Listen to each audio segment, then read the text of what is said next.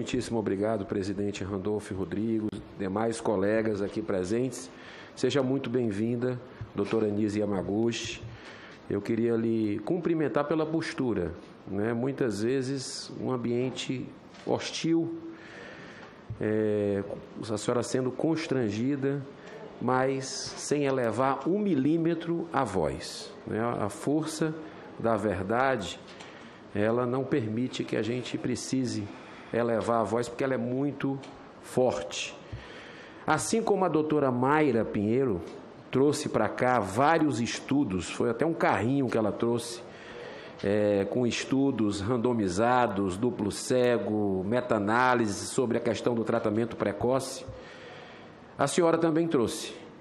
Mas eu não sei se a comissão, pelo que eu entendi, a comissão não vai nem receber, porque eu acho que não interessa esse debate.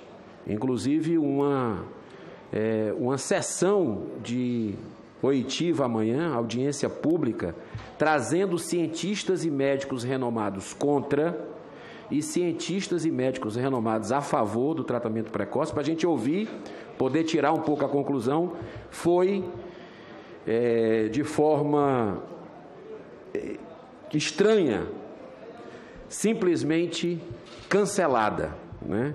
Então, a busca pela verdade fica prejudicada e o doutor Francisco Cardoso, o doutor Paulo também Porto estão apostos para serem ouvidos. Se eventualmente os outros não quiseram comparecer, quem perde com isso é a população que quer saber a verdade sobre isso. Eu queria também fazer aqui rapidamente uma simples correção, né, numa fala que foi feita aqui pelo nosso presidente há pouco, dizendo que o primeiro-ministro inglês só decretou o lockdown depois de ter ficado doente, ter sido infectado pelo coronavírus, e a cronologia não bate, né? O lockdown foi decretado no dia 23 de março, e ele, no dia 27 de março, que foi infectado, testou positivo para o coronavírus. Então, é bom que a gente possa, de alguma forma, restabelecer aí os fatos verdadeiros. Doutora Anísia, eu queria começar com uma pergunta para a senhora. Em entrevista há cerca de 1 ano para o jornal da Gazeta, a senhora disse que os ministros estavam preocupados em enfrentar a crise e não em sair da crise. O que a senhora quis dizer com isso? Eu já aproveito e já emendo uma pergunta. A senhora disse que não foi convidada para ser, embora tenha ido várias vezes no Planalto, aqui vindo a Brasília, não foi convidada para ser ministra. Se a senhora tivesse sido convidada e aceitado essa missão, o que a senhora faria diferente dos ministros até agora? Veja, senhor senador, eu queria agradecer aí a sua pergunta. Na realidade, talvez eu não tenha sido convidada para ser ministra, porque no primeiro momento em que eu cheguei no Ministério, em que eu cheguei para a reunião com o presidente, deixei bem claro que eu tenho uma clínica muito extensa, eu tenho mais de 15 mil pacientes que dependem de mim. Então, eu estar fazendo essas atividades que me roubam tempo dos meus pacientes, além das minhas pesquisas, né? A gente descobriu agora uma IgA secretora de leite materno. Eu estive aqui até algumas das reuniões, senhor relator, que eu estive aqui em Brasília, foram no hospital infantil para fazer técnicas de tratamentos com células-tronco. Nós estávamos discutindo essa questão. Então, eu deixei bem claro que eu teria dificuldades de fazer qualquer coisa que não fosse a minha atividade mãe. Quando eu coloquei que o enfrentamento estava precisando desfocar somente daquela que era a emergência, apesar de eu estar contribuindo várias vezes com essa necessidade, né? Nós estivemos preocupados realmente ali em São Paulo, né, com a falta de leitos e falta de locais. Eu estive na Prefeitura de São Paulo conversando com o secretário de Saúde, Edson, e a subsecretária a pedido do Eduardo Jorge e outras pessoas, porque eu estava preocupada com isso também. Então, assim, eu traria uma visão mais educacional, né, em relação aos médicos e atendimentos em ambulatórios e realmente numa fase mais preliminar. Eu continuo achando, desculpem, eu sou insistente nesse ponto, mas eu continuo achando que é um ponto importante você poder tratar. Eu trato de pacientes com câncer, e pacientes com câncer você não deixa evoluir para tratar depois, porque as toxicidades são maiores. Perfeito, perfeito. A senhora considera, como eu, e tenho certeza que todos aqui também, que os médicos e estudiosos, como a senhora, e os profissionais de saúde que arriscam diariamente suas vidas, que se privam da convivência com seus familiares e têm trabalhado até a exaustão, deveriam ser considerados verdadeiros heróis e que eles merecem o maior respeito da população, especialmente de nós, senadores da República? Com certeza. Eu acho que todos esses médicos que estão nas UTIs, nos hospitais, nos pronto-socorros, são maravilhosos, respondendo à senadora. São pessoas que se dedicam e se expõem diariamente a toda essa questão e, principalmente, lutam pelo bem-estar da população. Algumas pessoas argumentam que, utilizando ou não o tratamento precoce, somente 15% terão consequências graves. Qual a sua opinião sobre estes mais de 14 mil médicos hoje no Brasil e outros tantos no exterior, que mesmo sendo perseguidos e censurados por muitos, afirmam que têm obtido milhares de excelentes resultados, muito acima do prognóstico normal da doença, ou seja, acima dos 15%? Porque, veja, quando o paciente é tratado precocemente, como eu tive 340 pacientes que eu tratei precocemente, e um paciente somente que teve uma evolução fatal, porque ele já tinha um problema sério de idade e de problemas de comorbidade, então, a gente sabe que isso faz a diferença. Se a gente fala que só 15% vão evoluir para situações graves, é muito. Gente, por que a gente vai esperar que as pessoas evoluam para situações graves? Cada vida conta muito. Então, eu estou aqui lutando, até assim, de uma forma estoica, para conscientizar cientificamente, porque cada vida conta e muito. A gente não pode dizer tanto faz, não é? Já que é uma coisa muito séria isso. A senhora tratou 300 pessoas? Mais ou menos, foram 500 pessoas. 500 pessoas e um morreu. 340 eram doenças precoces. Né? Aí eu tenho pacientes também em UTIs, pacientes internados, pacientes com doenças moderadas, etc. Porque eu já ouvi de alguns desses médicos, né, afirmarem que já trataram mais de 1.000 pessoas e tiveram somente 3 óbitos. Eu fiz várias. Eu acho que assim, cada um tem a sua visão do assunto. No meu caso, eu sou uma pessoa que trabalho bastante com câncer. Né? Essa é a minha área principal.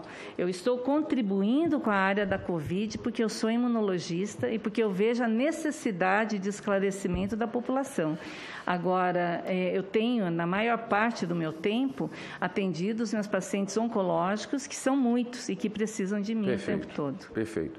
Será que muita gente não está buscando a perigosíssima automedicação, tomando doses equivocadas, sem os indispensáveis cuidados e exames médicos, justamente porque os municípios não têm oferecido esses centros Covid de tratamento precoce ou impedido esses médicos? Eu acho que a gente precisa de todos. A gente precisa educar os médicos, a gente precisa educar a população. É muito importante que a gente tenha tratamentos disponíveis e acessíveis. Né? Perfeito. A senhora já falou aí de alguns países que adotam um tratamento precoce, citou alguns nomes. Eu faço uma pergunta inversa agora. Em que nações proíbem a autonomia do médico e do paciente, especialmente em tempos de pandemia e falta de tratamentos, leitos de UTI e, sobretudo, de vacinas? Em nenhum país do mundo que eu saiba há a proibição da autonomia do médico e da soberania do médico. com relação a isso. Perfeito. A senhora, como médica, tem defendido de que o melhor entendimento da Covid-19 pelos médicos levou a uma redução de casos graves e da mortalidade relacionada à infecção em relação ao início da pandemia, devido à introdução de tratamentos adequados pela classe médica para cada fase da infecção e da adoção do tratamento a partir dos primeiros sintomas. A senhora poderia nos explicar de forma bem didática, conceitualmente e na prática, como o tratamento precoce pode trazer benefício no combate à Covid? O tratamento precoce, ele age principalmente na fase de proliferação viral. Ele faz uma ligação com o receptor ACE2 e com outro receptor que é dependente de uma conexão com o vírus para que ele entre na célula e se multiplique. Então, é exatamente nessa fase inicial, nos primeiros dias, que a gente deve iniciar o tratamento. E os estudos, infelizmente, senador Humberto, que houve a apresentação, são estudos que falam de doenças moderadas e graves. O estudo precoce do Brasil, ele vai ser apresentado em dezembro, que é randomizado, prospectivo e duplo cego, que é o braço 5 do Coalizão, e também só utiliza hidroxicloroquina, não utiliza o conjunto de medicações. Então, somente esclarecendo, eu sou a favor do distanciamento social, do uso de máscara, das vacinas que possam ser eficientes e mensuráveis com relação aos seus efeitos colaterais, e sou a favor também do tratamento precoce. São todos juntos, nós estamos frente a uma cepa nova e a gente não pode abrir mão, inclusive, senador Renan, das medicações que são úteis em cada fase. Então, não dá para tratar tudo do mesmo jeito, a gente tem que individualizar o tratamento. Uma ação não anula a outra, né? Não anula Vacina, uso de máscara, distanciamento físico, tratamento precoce. Exato. Uma ação não anula a outra. Uma posição, doutora Nise, do CONITEC há mais tempo poderia ter evitado controvérsias em torno do tratamento precoce? A minha impressão é que o CONITEC não foi acessado para a discussão de tratamentos precoces porque estava muito atento à questão dos testes, à questão dos EPIs, à questão dos respiradores. Eles estavam todos trabalhando dentro da Secretaria de Ciência e Tecnologia com esses outros problemas que eram demandas enormes e imediatas e emergenciais. Perfeito.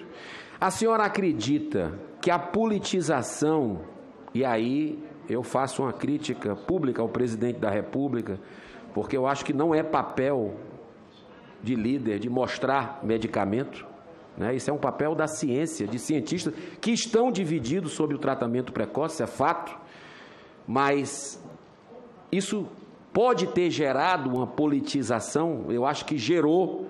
Eu acho que se ele disser hoje que água faz bem, daqui a pouco vai ter um monte de gente dizendo que água já não deve mais se tomar. Eu lhe pergunto uma coisa para a senhora.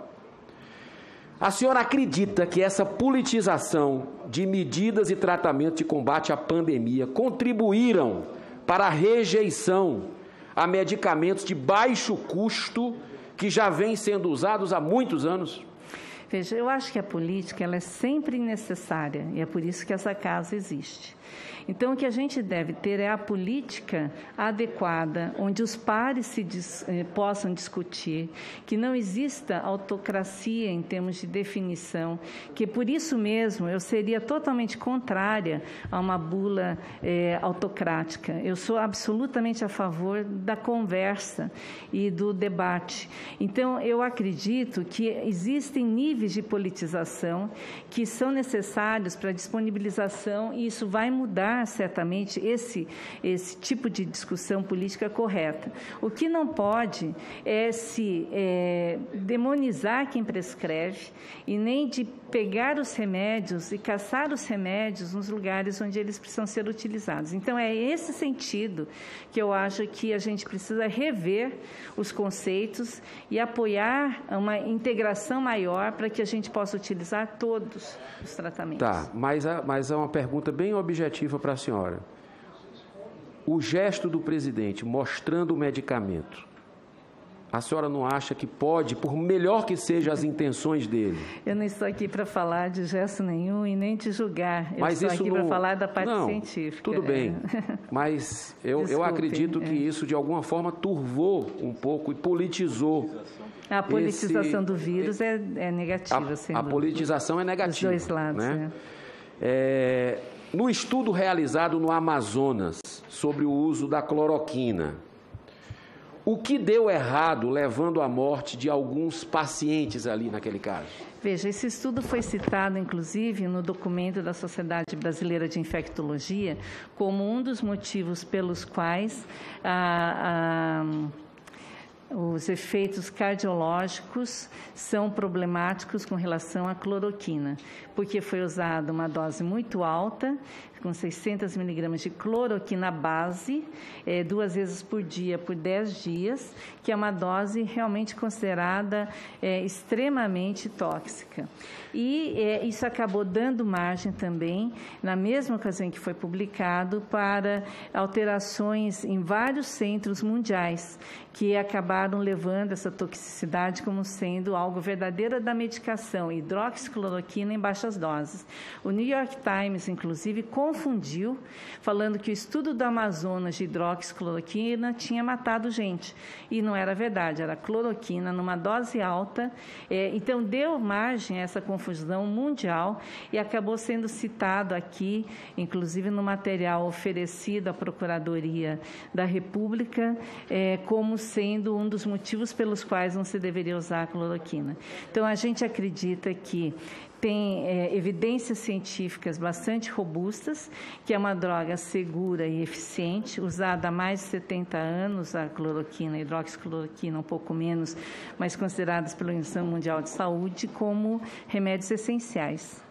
E aquela questão da nebulização da cloroquina, que saiu até matéria na imprensa, mostrando que foi administrado por uma médica e a pessoa veio a óbito. Essa questão da nebulização, o que é que a senhora pensa sobre isso? Até conversamos com o senador Omar Aziz, que estava preocupado com isso, e ele não soube me explicar se essa pessoa que veio a óbito foi por causa dessa medicação ou se tinha outras concomitâncias. Eu também não tive acesso aos dados técnicos científicos dessa pessoa.